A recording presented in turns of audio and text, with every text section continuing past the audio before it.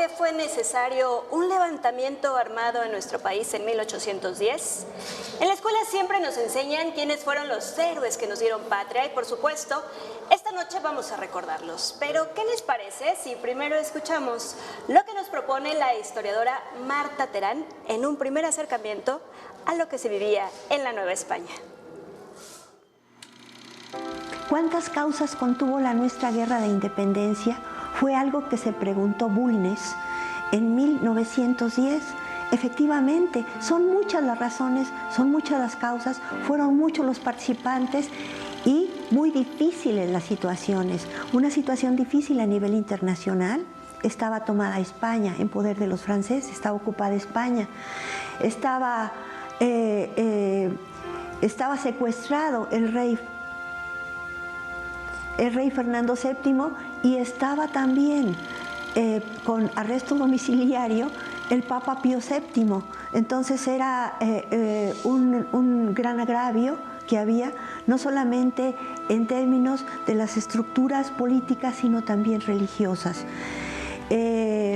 Lo más importante fue que estos buenos hombres en su región, en el obispado de Michoacán, Guanajuato y San Luis Potosí, decidieron que estaba todo perdido y que los españoles iban a entregar el Reino de México a los franceses. Entonces había que separar a toda costa a la Nueva España de cualquier desenlace europeo.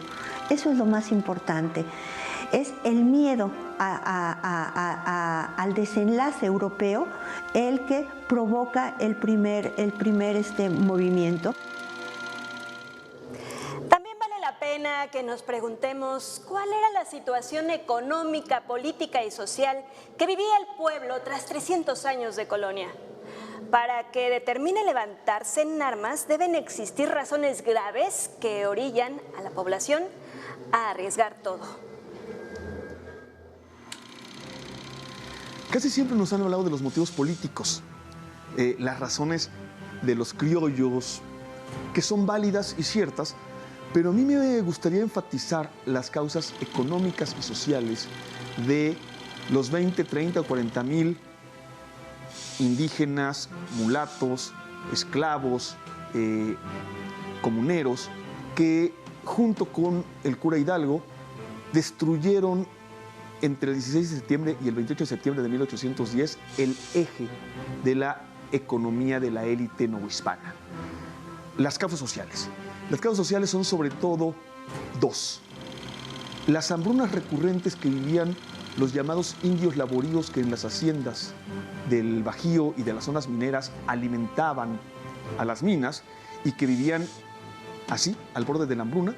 Cada 5 o 6 años había una hambruna que mataba a casi todos los niños, y lo hacía porque estos indígenas eran despojados de todo su excedente por un mecanismo jurídico que se llamaba tributo. Entonces vivían al filo de la miseria y al borde de la hambruna de manera sistemática, alimentando la aparente riqueza de las minas. Y por otro lado, la esclavitud de los trabajadores de las minas, que al llegar a las minas esclavizados tenían una esperanza de vida de 2 o 3 años. Es decir, a los 2 o 3 años la mina, el trabajo en la mina los mataba. Es esta la realidad de más del 80% de los pobladores del Bajío y en general de las zonas mineras. Y es lo que los lleva a la revolución y a en la revolución exigir fundamentalmente, como lo hace el cura Hidalgo en decretos centrales, la supresión de la esclavitud y de los tributos y la construcción de un país de libres y de iguales. Bueno, estamos escuchando a propósito de la desigualdad, Saraí, y hay un dato que es muy interesante. Ayer, 14 de septiembre, hemos conmemorado 250 años de nacimiento de Alexander von Humboldt, un científico, un expedicionario que estuvo aquí en nuestro país a principios del siglo XIX. Él, cuando pasó por las zonas mineras, hizo también una crónica de la época colonial y escribió, al referirse a la Nueva España, que en ninguna parte del mundo había visto una desigualdad tan tremenda en la distribución de la riqueza, de la civilización, del cultivo, de la tierra y de la población. Antes de la Revolución Social de 1810, entre 1785 y 1786, hubo una hambruna terrible que provocó miles de muertos y engendró la necesidad de un cambio que fue pensado entre curas, mestizos y algunos oficiales que apoyaron a esa diezmada población por el hambre. Así fue como lentamente se fue planeando en ciertos círculos de la sociedad la idea de organizar un cambio político. Una de estas conspiraciones, en la de Querétaro, asistían personajes de diversas índoles y por supuesto de diferentes clases sociales, por lo que no resulta extraño del todo que desde el poder se buscara detener dicha conspiración. Es una conspiración, yo diría que muy chocolatera. Se reunían a tomar chocolate, a intercambiar ideas y a conspirar. Pero los que iban en serio, yo creo que eran los dragones de las milicias territoriales encabezados con Allende, que sí tenían una red que iba a pasar a la lucha armada. Por otro lado, la conspiración estaba repleta de soplones, futuros traidores. Tenía muy pocas posibilidades de triunfar. Bueno, estaban reuniéndose en la casa del corregidor, que era bastante conservador, y que enseguida que se dan noticias de que ahí están los conspiradores, él mismo organiza la primera represión y da entrada a la policía novohispánica para reprimirla. Es Allende el que invita a Hidalgo. Y son dos mandos porque en España mismo hay un mando militar y un mando político. Se lanzan en armas junto con Hidalgo todos sus tributarios, todos sus artesanos, rancheros, y empiezan a reunirse un conglomerado de gentes que la primera forma, digamos, de armonía que hay para la creación de México es esa unión entre todos para lograr una causa común. Aquí hay dificultades. Unos querían la independencia a toda costa, otros querían preservar la patria para el rey Fernando y mantenerse en unión con el imperio. La gente común lo que quería era librarse de una serie de cadenas de opresión que presenta la dominación española. Es en esa coyuntura donde el cura de Dolores, Miguel Hidalgo y Costilla, toma tal vez la decisión más importante de su vida y por la que pasó a la historia como el padre de la patria: llamar al levantamiento insurgente para acabar con la opresión en que vivían millones de personas. Esta conspiración política, la de Querétaro, es descubierta por las autoridades, ¿sí? Y entonces es capturado su cabeza política, don Miguel Domínguez, y en el momento en que es descubierta la conspiración, el jefe militar de la misma, el capitán Ignacio Allende, está visitando a su amigo Miguel Hidalgo, parte de la conspiración, en Dolores. Y es ahí donde les avisan que ha sido descubierta la conspiración y donde el cura Hidalgo decide, en lugar de huir, que sería lo lógico, descubierta la conspiración y caídos sus principales miembros, su arsenal, en lugar de huir, que sería lo lógico, Hidalgo decide adelantarse e iniciar la rebelión ahí mismo. Y al tomar Hidalgo de manera práctica la cabeza del movimiento, esta idea de revolución política se va a convertir en 2 o 3 días en una revolución social. Yo creo que es uno de los personajes más interesantes que ha producido la historia de México, porque lo ves como una figura periférica a la conspiración, pero al mismo tiempo ves una trayectoria de una complejidad notable. Como lector de la Biblia crítico, como promotor de una economía campesina beneficiando a las comunidades indígenas. Lo ves como un hombre que habla 7 idiomas: latín, español, francés, italiano y otomí, purépecha y náhuatl. Bueno, está claro, 7 idiomas, los usa para arriba el mundo, los contactos, la visión de la Revolución Francesa, y abajo las comunidades. Un hombre que, bueno, es el traductor, el primer traductor que sepamos de una obra de Molière cuando era cura de pueblo, y que era una obra prohibida por la Inquisición. Un personaje de una notable riqueza político-ideológica, que ya es un hombre viejo para los parámetros de la época cuando se suma a la conspiración, y desde luego lo es cuando la conspiración es descubierta y tiene que lanzar. Él es el hombre de la iniciativa de no vamos a huir, que es el primer mensaje que le llevan al Dama de Abasolo: huyamos, señor cura. Y dice, no, vamos a levantarnos en armas y a coger gachupines. Mucho cura el cura. Además es un personaje fascinante en su riqueza anecdótica, política, ideológica, personal, ¿no? Y caudillo de multitudes. Interesante y necesaria la visión que nos proponen los historiadores. Veamos ahora esta breve estampa de Hidalgo. Miguel Hidalgo y Costilla, el padre de la patria, conoció de primera mano las condiciones de vida que los habitantes de la Nueva España tenían gracias a su trabajo parroquial. Convencido de que el cambio político no se daría por la vía pacífica, se levantó en armas en una campaña que duraría apenas 4 meses, pero que sería el inicio de un movimiento armado de más de 10 años y que logró colapsar el orden colonial hispánico. Hidalgo fue el primer ideólogo de la rebelión y desde su inicio combatió la opresión y el tributo, identificados como los problemas más profundos de la sociedad novohispana. Apenas 3 meses después de iniciada la insurrección, abolió la esclavitud y dictó las medidas necesarias para otorgar igualdad económica a los habitantes de la Nueva España. Bueno, y como acaban de ver en esta nota, hay diferentes tipos de rostros de Hidalgo. Es que ha cambiado con el paso de los años. La representación de Hidalgo más cercana a su vida está en el Museo Nacional de Historia en el Castillo de Chapultepec, que es una pequeña escultura, así que no dejen de visitarla. Bueno, tenemos que irnos a 1810 y resulta fundamental recordar que en ese preciso momento el mundo tenía más o menos unos 20 años inmerso en la revolución industrial, lo cual provocó grandes riquezas para algunos y también que las estructuras sociales, tal y como estaban concebidas, entraran en crisis. Y por supuesto, la Nueva España no fue la excepción.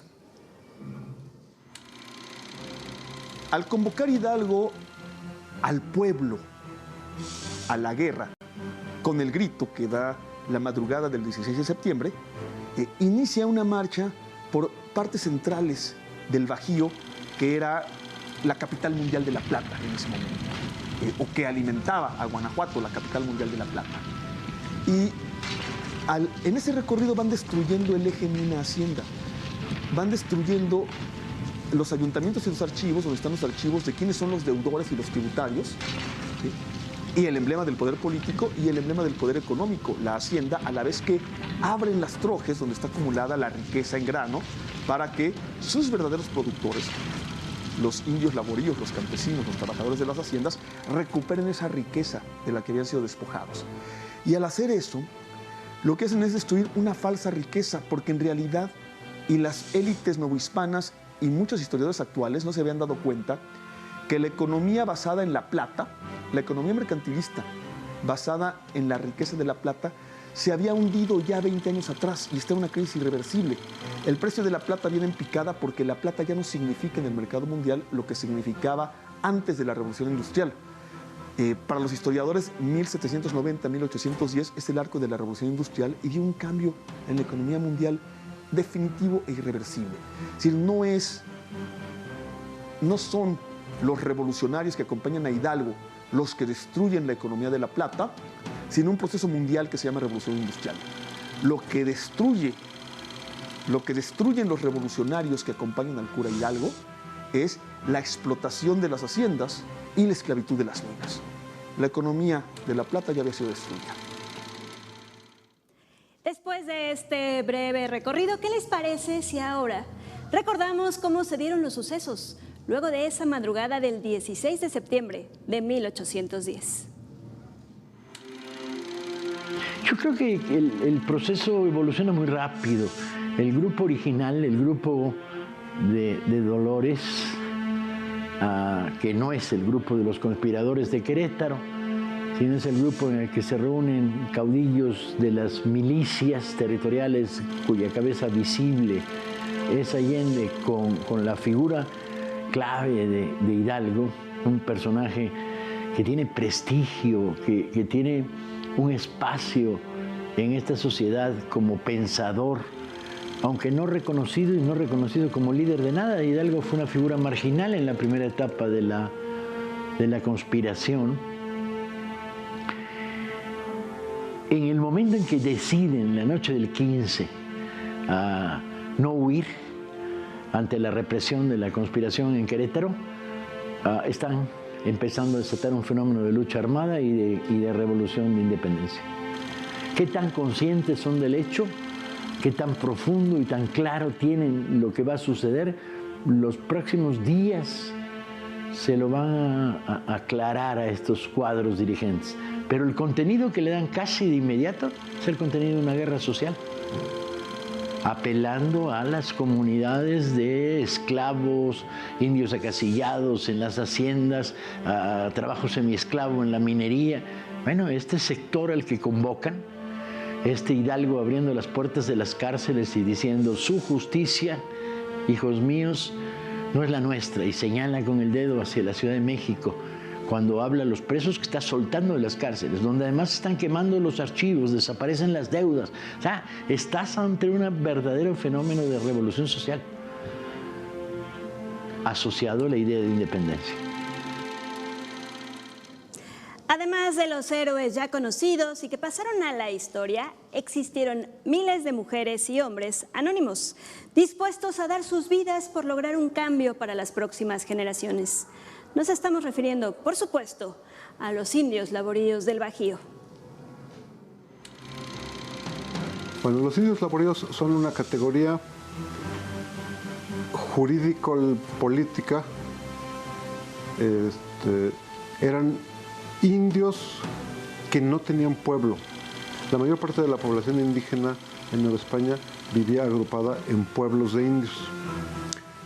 Había una minoría, como el 10% de la población, que no estaba agrupada en pueblos. Esa población vivía y trabajaba en haciendas, propiedad de españoles, o en ranchos, o en otro tipo de lugares. Y eran estas personas unos indios un poco distintos de los demás, porque no tenían las protecciones, las garantías que tenían la mayor parte de los indios de Nueva España. Porque los indios de los pueblos tenían derechos políticos y derechos de propiedad en los pueblos. Entonces, digamos, los indios más desprotegidos de Nueva España eran los indios laboríos, que vivían sobre todo en esta parte del Bajío. Era una enorme composición, que estaban sometidos a todos los espacios de trabajo esclavo, semiesclavo, peones en las haciendas, a trabajadores semiesclavos o esclavos en las minas, ¿sí? Y luego sirvientes domésticos en las ciudades de las grandes haciendas. Era una especie de superproletariado en condiciones de esclavitud, no puedes llamarla otra cosa, con unos tremendos índices de mortalidad, de enfermedad, de desnutrición, y desde luego sin ningún acceso a los bienes básicos que podía generar una sociedad aún primitiva como la sociedad novohispánica. Son la fuerza de la insurrección. Hidalgo apela a ellos. Hidalgo sale de Dolores con 50 personas y en kilómetros, en el trayecto que lo llevará a Guanajuato, llama al levantamiento, se queman las trojes, se saquean los depósitos de comida, se cierran las minas y una multitud inmensa de hombres, mujeres, niños armados con piedras y con cuchillos, taparrabos y descalzos, conforman el enorme ejército absolutamente desorganizado, horda casi, con el que se llega a Guanajuato. Cuando escuchamos esto, Saraí, pues también pensamos en nuevamente Alexander von Humboldt. Cuando él visitó la mina de la Valenciana, que era la más importante generadora de plata en esa época, decía que los indios llevaban 100 kilos en su espalda y subían escalones, más de 100 escalones de esta altura, que esto no era posible y que no debía de ser así. Con lo que acabamos de escuchar es muy fácil tener claro que dichos indígenas estaban desprotegidos de toda ley y que los agravios, la injusticia y la opresión eran mayores a los sufridos por el resto de la población. Escuchamos ahora los comentarios del doctor Lorenzo Meyer, quien nos habla de la importancia que tenía esa zona central del país, en especial el Bajío, no solo para la economía de la Nueva España, también para el desarrollo de la revolución industrial que se vivía en Europa. Era tal la importancia del Bajío en la producción de plata para hacer posible la revolución industrial. La parte científica de la revolución industrial es otra cosa, esa se hace en Europa, pero en el caso del medio que se usaba para el intercambio de entre Europa y Asia era la plata. Y esa plata en buena medida venía del Bajío, y el Bajío era un hervidero de acciones económicas, ideas, una mezcla de clases y de razas que no se daba en otras partes del país. Y ahí la dinámica es completamente diferente de otras regiones del país que estaban más adormecidas, llamémosle así. Entonces, antiguas formas de ser, antiguas estructuras de control, de ideas, de costumbres, se vienen abajo.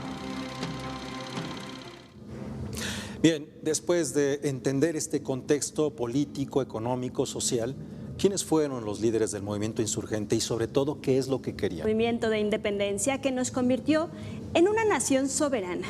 Se han dicho mucho sobre lo que expresó el cura Miguel Hidalgo la madrugada del 16 de septiembre.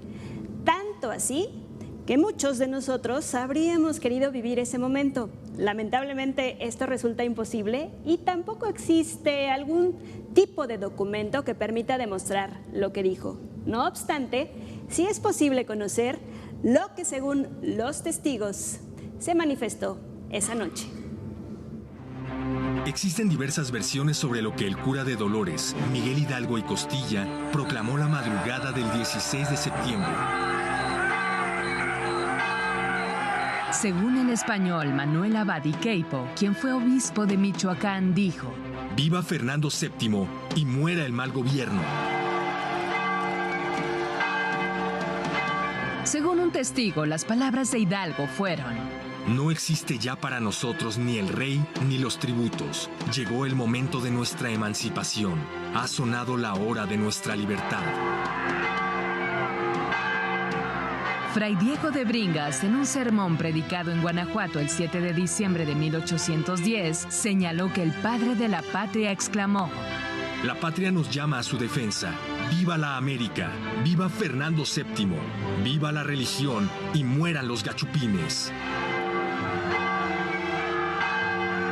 Según Juan Aldama, quien fue un insurgente que participó la noche del grito, dijo: ¡Viva Fernando VII!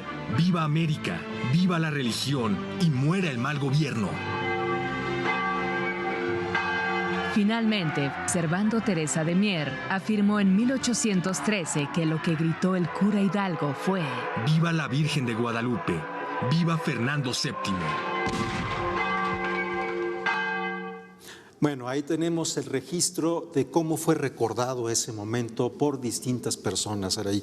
Pero fíjate, esto nos ayuda a entender un poco cuáles eran los motivos que buscaba este movimiento independentista, porque hubo otros antes del movimiento del cura Hidalgo.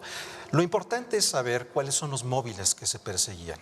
Más allá de lo que dijo Hidalgo, ¿se han preguntado alguna vez qué buscaban los líderes del movimiento de la independencia? Tal vez la manera más sencilla de saber y entender qué querían los líderes de este movimiento está en el ideario político. Para eso será necesario que vayamos a los documentos de la época. Menos de un mes después del levantamiento armado, el cura Miguel Hidalgo, en una proclama, define claramente la libertad política a la que quería aspirar. La libertad política de que os hablamos es aquella que consiste en que cada individuo sea el único dueño del trabajo de sus manos y el que deba lograr lo que lícitamente adquiera para asistir a las necesidades temporales de su casa y familia.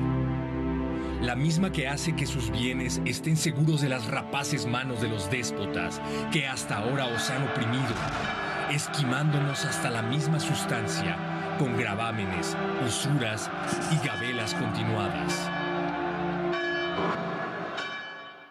Poco tiempo después, Hidalgo daría a conocer un primer decreto en el que suprime la esclavitud y los tributos. Prevengo a todos los dueños de esclavos y esclavas que luego, inmediatamente que llegue a su noticia, los pongan en libertad, por así exigirlo la humanidad y dictarlo la misericordia. Queda totalmente abolida la paga de tributos para todo género de castas. Todo esto permite entender claramente que las intenciones del levantamiento armado no solo eran cambiar la estructura de dominio político, sino transformar desde lo más profundo la concepción y estructura social de la colonia. Esto es algo que seguramente sabían todos sus seguidores, por lo que la lucha del pueblo, desde un principio, fue por romper viejas estructuras y construir un cambio desde adentro. Darnos cuenta de que existía un movimiento cohesionado por un ideario político da un valor especial a la lucha de todos estos hombres y mujeres que entregaron su vida en la búsqueda de ese anhelo. Y es momento de recordar, además de Miguel Hidalgo, quiénes eran algunos otros de esos hombres y mujeres que nos enseñan desde libros de texto y que hace 209 años iniciaron la gesta de independencia. Ignacio Allende nació en San Miguel, el Grande, el 21 de enero de 1769. Miembro de distinguida familia, en su juventud se caracterizó por su valentía y arrojo, cualidades que lo llevaron a elegir la vocación militar. Durante su trayectoria castrense, Allende descubrió las desigualdades sociales imperantes en la Nueva España, hechos que lo motivaron a convertirse en uno de los principales promotores de la conspiración de Querétaro. Allende asumió el mando militar del movimiento insurgente después de la derrota del Puente de Calderón. Sin embargo, fue hecho prisionero durante su marcha hacia el norte. En su juicio, Allende declaró que, lejos de estimar que caía en delito de alta traición, lo estimaba de alta lealtad. murió fusilado el 26 de junio de 1811. Sus restos descansan en la columna de la Independencia. La primera etapa de la gesta insurgente se dio entre el levantamiento armado de la madrugada del 16 de septiembre de 1810 y el 17 de enero de 1811 con la derrota del ejército comandado por Hidalgo en Puente de Calderón, en Jalisco. Hidalgo sale de Dolores, que es una población de escasa importancia, hacia San Miguel, que es central en la Ruta de la Plata.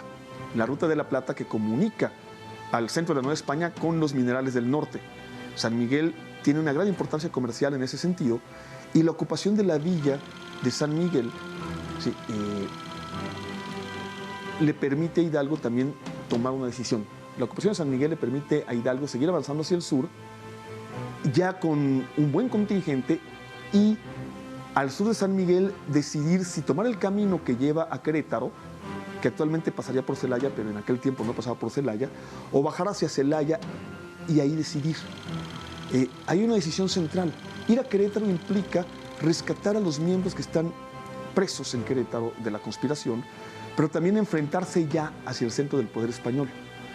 Hidalgo baja a Celaya, ahí la gente lo ratifica a él como capitán general por encima del capitán Allende, que antes de ello había sido el jefe militar de la conspiración. Y allí en Celaya se hacen las primeras proclamas que muestran hacia dónde va ahora la revolución, y las hace Hidalgo por la presión de la gente que se ha sumado y por lo que él mismo ha estudiado. Ahí en Celaya, Hidalgo empieza a hablar de independencia, de libertad y de justicia, y empieza a mostrar que la revolución es contra la esclavitud y contra el tributo. De ahí recorre el resto del Bajío, destruyendo el eje de esta estructura, Salamanca, Irapuato, y sube a Guanajuato. La toma de Guanajuato es central, es lo que muestra que esto es una guerra social. Es cuando los españoles, los gachupines, es decir, los partidarios del gobierno, que no era un término étnico, cuando los defensores del gobierno y que son los dueños de las minas, los hijos de los dueños de las minas, los administradores de las minas, hacen resistencia contra la rebelión, la enfrentan de manera armada, ¿sí? Y los rebeldes los exterminan después de tomar la Alhóndiga, se demuestra que esto ya no es una rebelión política, sino una guerra social que va a transformar la sociedad y la economía mexicanas. De ahí Hidalgo baja hacia Valladolid, hoy Morelia, un centro también nodal en la vida económica de aquella época, y luego de Michoacán cruza por lo que ahora es el Estado de México para llegar por el poniente de la Ciudad de México. ¿Por qué no toma la Ciudad de México después de la victoria muy costosa? La muy costosa victoria de Monte de las Cruces, no sabemos, no dejó escrito por qué. Sabemos que hubo una reunión de jefes y se tomó la decisión de, en lugar de tomar la Ciudad de México, salir al encuentro del principal ejército de los partidarios del rey, que viene bajando de San Luis Potosí, con el cual se encuentran en Aculco y termina con la derrota de la hueste de Hidalgo. Y es en derrota, ya derrotado, que Hidalgo decide ir a Guadalajara, que ya está en manos de los insurgentes, a refugiar en Guadalajara, que ya ha sido tomado por otros grupos insurgentes. Y ahí en Guadalajara es donde Hidalgo dictaría con mayor claridad y precisión los inicios del gobierno y los decretos que acaban con las causas de la opresión y la injusticia. La esclavitud, los tributos, las gabelas y la concentración de la tierra en pocas manos. Ahí Hidalgo delinea la verdadera revolución social en Guadalajara. Hemos escuchado a Pedro Salmerón utilizar la palabra revolución. ¿Qué significa? Era cambiar el orden social del momento. De hecho, hay un historiador, Eric Young, que habla de revoluciones de independencia, y ese libro está publicado en el Fondo de Cultura Económica. Vamos a conocer un poco más de otros participantes de la lucha de independencia. Ignacio López Rayón fue uno de los pocos líderes insurgentes que iniciaron la lucha en septiembre de 1810 y pudieron ver culminada la independencia de nuestro país en 1821. Originario de Tlalpujagua, Michoacán, Ignacio López Rayón participó activamente durante la primera y segunda etapa del movimiento independentista. Fue secretario de Miguel Hidalgo y uno de los jefes del ejército a la muerte de los primeros caudillos. Rayón propuso la creación de un gobierno provisional que diera sentido político al movimiento insurgente, el cual se conformó en Zitácuaro, Michoacán, como la Suprema Junta Gobernativa de América. En 1812, Rayón fue autor de Elementos Constitucionales, documento que expresa los lineamientos para una futura constitución en México, las cuales se incluyeron en la Constitución de Apatzingán en 1814.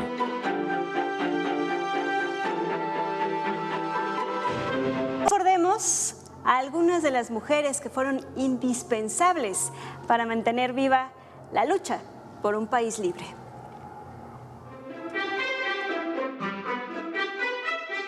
Josefa Ortiz de Domínguez fue una mujer instruida, simpatizante de las ideas insurgentes y partícipe de la conspiración de Querétaro, cuyo propósito principal consistió en la emancipación de la Nueva España. En septiembre de 1810, doña Josefa avisó a los miembros de la conspiración sobre la denuncia cometida contra el movimiento y los exhortó a levantarse en armas. El 16 de septiembre se revelaron los nombres de los conspiradores. Doña Josefa, entre otros, fueron aprehendidos. Al mismo tiempo, Miguel Hidalgo declaró en Dolores, Guanajuato, el inicio de la insurrección.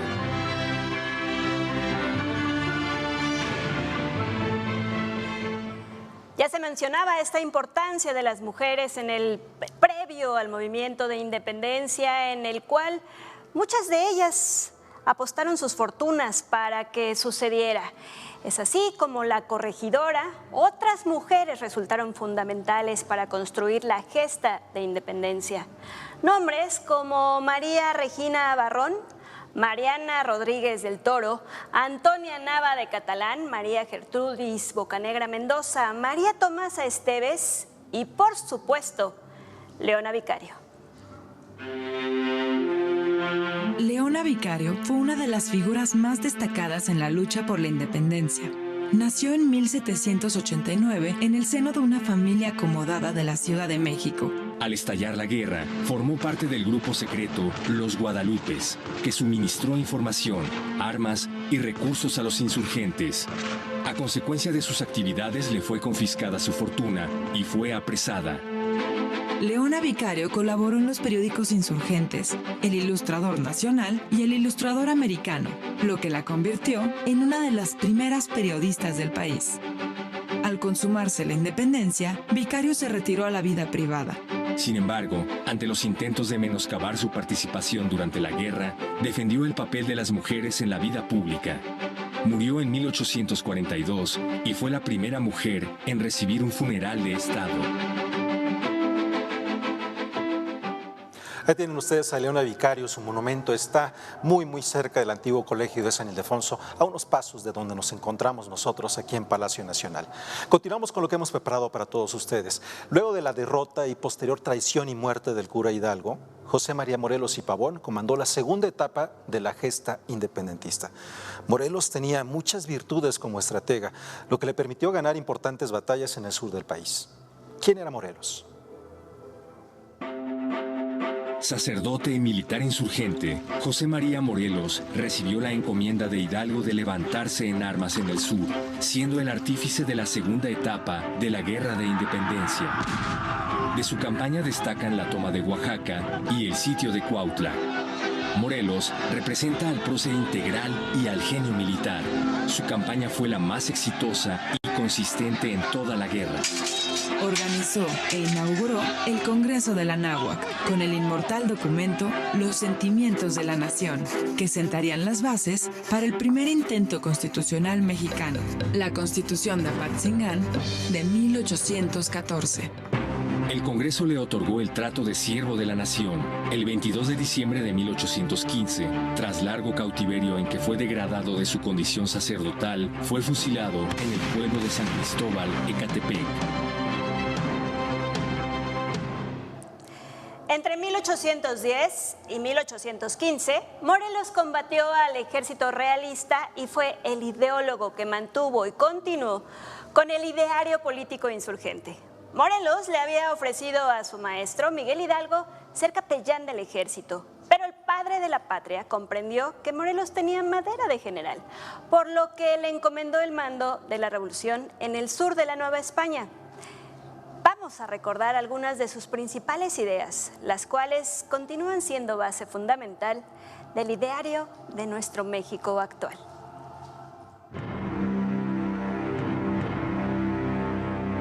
Los dos principales documentos políticos desarrollados por José María Morelos y Pavón fueron sus Sentimientos de la Nación, presentado en 1813, y el Decreto Constitucional para la Libertad de la América Mexicana, mejor conocida como Constitución de Apatzingán de 1814. El documento denominado Sentimientos de la Nación señaló que la América es libre e independiente de España y de toda otra nación, gobierno o monarquía. Que la soberanía dimana inmediatamente del pueblo. Que la esclavitud se proscriba para siempre y lo mismo la distinción de castas, quedando todos iguales. Que en la nueva legislación no se admita la tortura.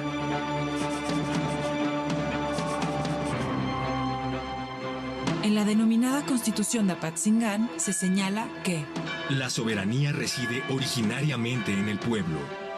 La ley debe ser igual para todos y que todo ciudadano se reputa inocente mientras no se declare culpado.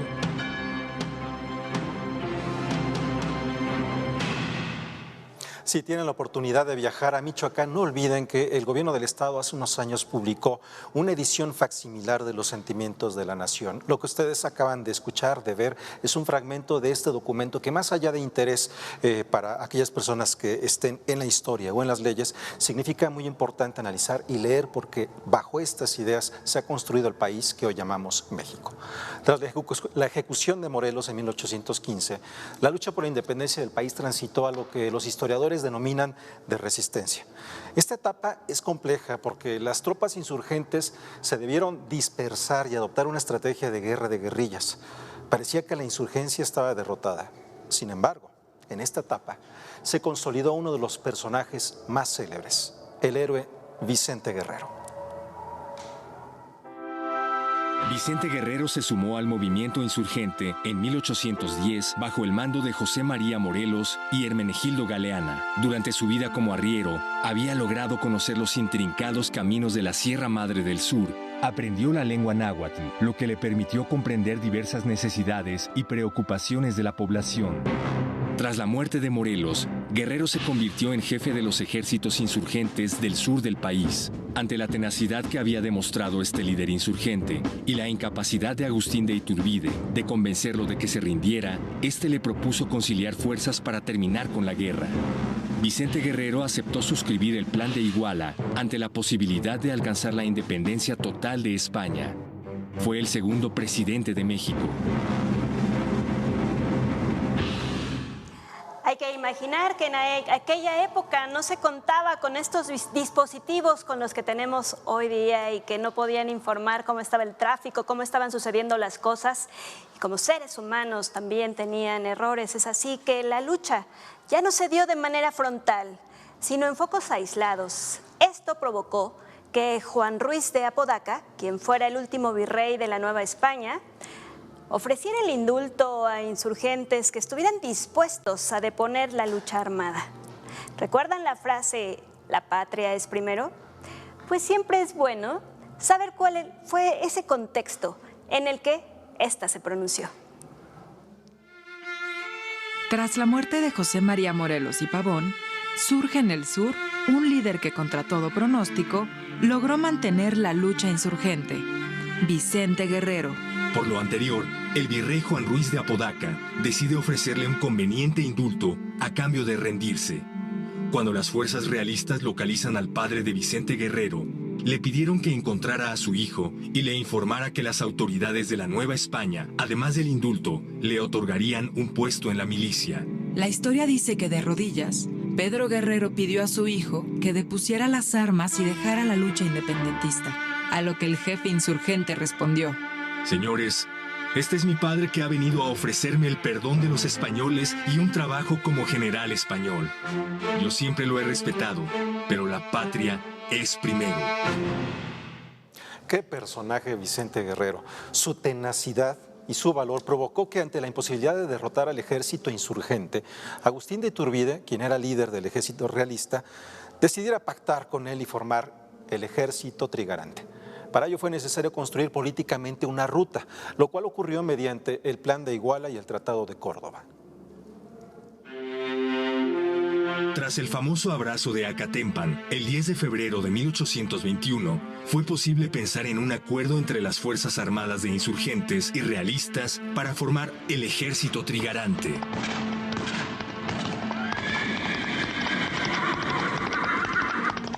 El Plan de Iguala es el nombre del documento dado a conocer el 24 de febrero de 1821, en Iguala, por Agustín de Iturbide, con la aceptación de Vicente Guerrero.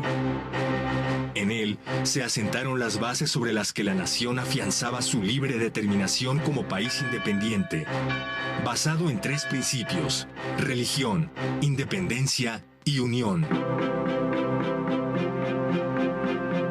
El Plan de Iguala señala que la Nueva España es independiente de la antigua y de toda otra potencia.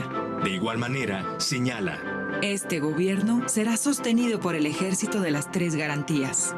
Por su parte, los Tratados de Córdoba son el documento que acuerda la independencia de México. Fue firmado por Agustín de Iturbide como comandante del ejército trigarante y por Juan de O'Donoghue como jefe de la provincia de la Nueva España. En su articulado se señala que esta América se reconocerá por nación soberana e independiente y se la llamará en lo sucesivo Imperio Mexicano. asimismo, el gobierno del imperio será monárquico, constitucional moderado.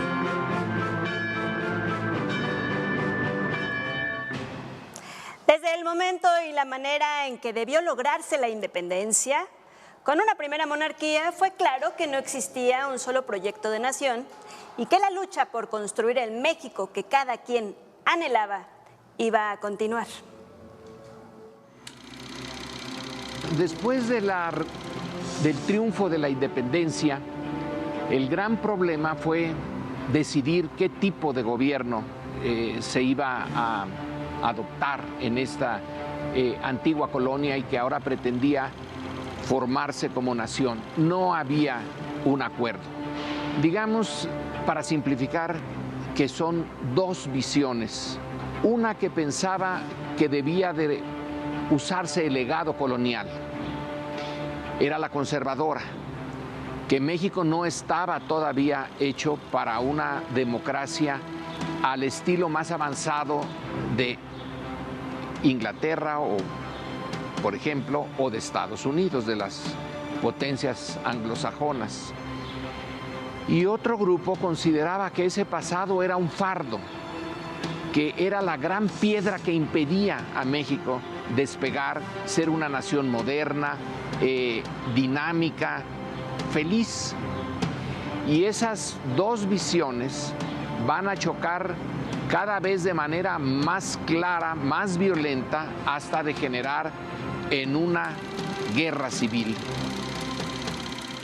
Bueno, esto que acabamos de escuchar de Lorenzo Meyer es muy interesante porque justamente en este periodo del ejército tigrante, en Europa estaba Lucas Alamán, uno de los grandes pensadores de México. Él iba más por la parte conservadora, y allá en Europa se encuentra con Fray Servando Teresa de Mier, que él iba más por lo liberal.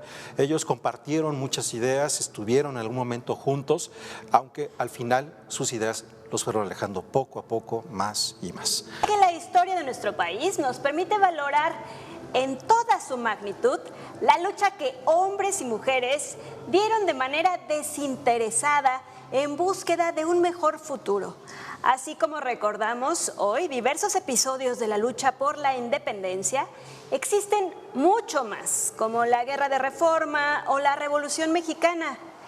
¿Para qué nos sirve reconocernos en diversos episodios históricos nacionales? La respuesta la tienen los historiadores. Vamos a conocer sus reflexiones. Para alegrarnos primero que todo, México tiene un cumpleaños, 16 de septiembre. 16 de septiembre es el cumpleaños de México aquí en China. Entonces, para celebrar que tenemos una nación soberana, una nación independiente, para recordar aquellas gestas de todos nuestros antepasados que quisieron darnos libertad. La libertad es la palabra. Yo creo que la clave de hoy mirar hacia atrás y ver la independencia es una clave de identidad. De ahí venimos. Venimos de eso. Y no solo venimos de eso, orgullosamente venimos de eso. Y la memoria histórica tiene dos fenómenos. Tiene un fenómeno de conocimiento, curiosidad, interés, formación, pero también tiene un elemento de identidad, ¿sí? ¿Con quién me identifico? Y esto es muy importante.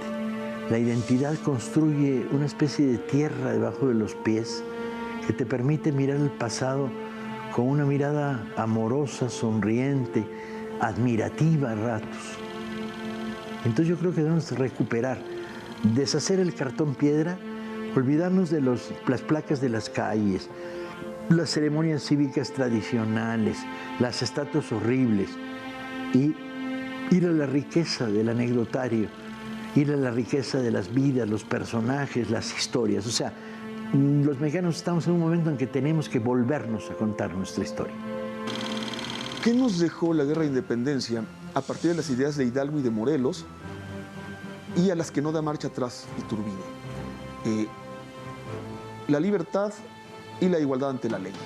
Es decir, la idea que se establece desde Hidalgo y que se consagra en la Constitución Federal de 1824, que se consagra en la Constitución de Apatzingán y en la Constitución de 24, que todos somos iguales ante la ley, y con ello suprime las distinciones de castas de una sociedad estamental basada en las castas. Somos iguales ante la ley y por lo tanto no hay privilegios ni tampoco cargas que se deban a tu origen social. Es decir, se suprimen los tributos, se suprimen los privilegios de los llamados españoles, porque todos somos iguales y tenemos los mismos derechos. Esa igualdad jurídica quedó consagrada para siempre. ¿Qué nos dejan entonces? Soberanía, independencia, libertad política e igualdad ante la ley, y la enseñanza de que cuando los mexicanos organizadamente atacan sus grandes problemas, son capaces de resolverlos de manera colectiva. Eso nos dejan para hoy, su gran enseñanza.